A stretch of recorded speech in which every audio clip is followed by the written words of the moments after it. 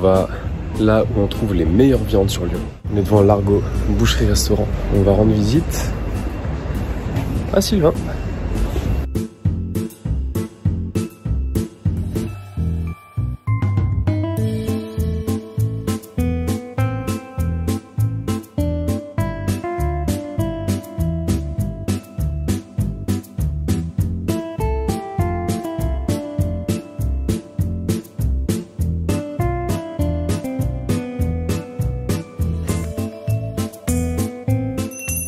Bonjour, bienvenue à l'Argot, pays de la viande.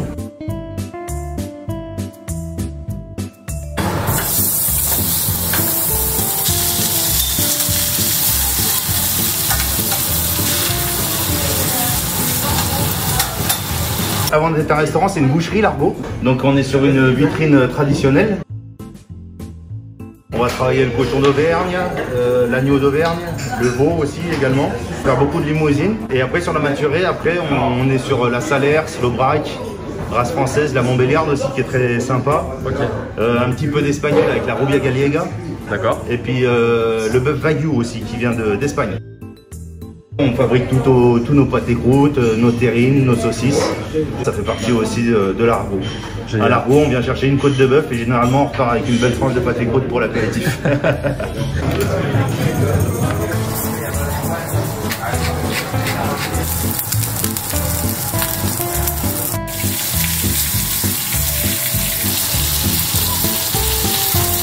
La spécialité, ce sera la maturée.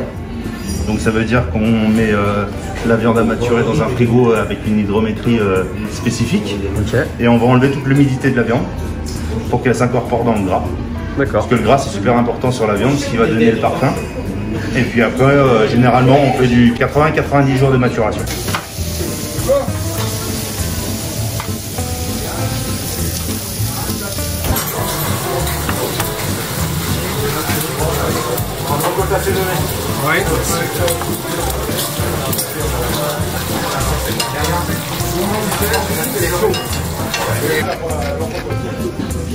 Pour ce midi, du coup, qu'est-ce que tu pourrais me conseiller? Là, j'étais en train de désosser un carré de Aubrac. Pour 2 personnes, on peut faire une belle côte de bœuf.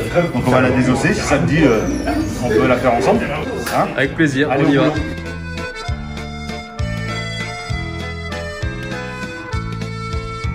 Attention, ces messieurs.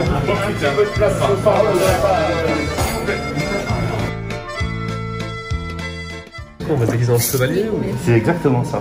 Donc là, tu as gant de protection. Ok. Et après, tu as tablier de protection. T'es bien assuré? Bah, toi, j'espère que t'es bien assuré. Bah, allez, c'est parti. Godefroy le Hardy. Ouais, là, t'es en place là. On a un faux le gant.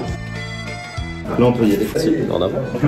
Le numéro de l'eau, c'est la traçabilité. D'accord. Et après, le AB, c'est la date d'abattage. Okay. Donc la maturation, elle commence à partir de la date d'abattage. Maintenant, on va la dévertébrer. Donc avec la maturation, tu as une odeur assez spéciale. L'Aubrac, elle fait partie des 5-6e cheptels de France. Tu sais, c'est la belle vache avec des belles cornes qui a les yeux en amande sur les plateaux d'Aubrac, dans l'Aveyron. Plus c'est maturé, plus elle s'ossifie en fait. Et c'est vrai que ça demande quand même pas mal d'énergie. Tu vas prendre le couteau, tu vas suivre ici, là tu as de l'os. Ouais. Et ici, tu as un petit morceau de viande là. Tu vas passer en dessous et après, ici. Alors le but du jeu, c'est pas d'enlever 1 kg de viande, hein. Fais gaffe. Hein. Ouais. On va essayer de faire ça proprement. Allez, c'est parti. Ah ben là, c'est pas un crayon que tu tiens. Voilà, là t'as un boucher. Là t'es un bon élève quand même. On va le déjointer donc. On va faire comme ça. Et là, écoute. Tac. Okay. T'as entendu le bruit? Ouais, je vais briser la nuque. Voilà. C'est réglé. Impeccable. Donc là, on va enlever le dessus de côte. Ok. Et ça, c'est du béton armé. Hein, tu vois, la maturation, comme c'est croûté. Ouais. Tu vois, c'est vraiment dur. Là, c'est minutieux. Hein. On croit que la boucherie, c'est un boulot de burin. Non, non. Hein, faut savoir buriner quand même. Hein, mais... Si tu veux pas tout déglinguer, c'est ça. Faut y aller quand même mollo, tu vois. Le respect de la matière, le respect de l'animal. Ça. Voilà. Ça, c'est bon, ça. Tu vois, quand tu veux. Putain. Écarte, parce que si le couteau ne pas. Tac. Donc ça, on s'en sert pour faire les jus de bœuf. Voilà, on coupe en morceaux. On a entre 25 et 30 kilos. On fait tout revenir. Déglaçage, mouillé à l'eau. on descend et puis après on récupère un petit litre. Et ça va être un concentré. Joli. Donc là, ouais, là il y a vraiment du parfum. Super. Non, rien du tout. On va aller faire un petit papillotage. Et à la base, tu sais pourquoi on faisait ça sur les carrés d'agneau? Non. Pour pouvoir ronger l'os sans salir les doigts. Ah, bien vu. Donc tu prenais le petit morceau d'os et mettais de l'aluminium dessus, tu sais, c'était pour être chic. À la base, c'était fait pour ça, ouais.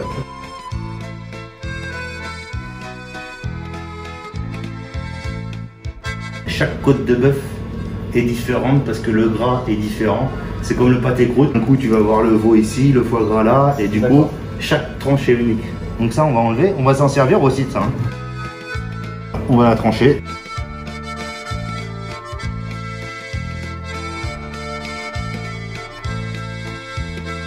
Regarde-moi ça. C'est magnifique.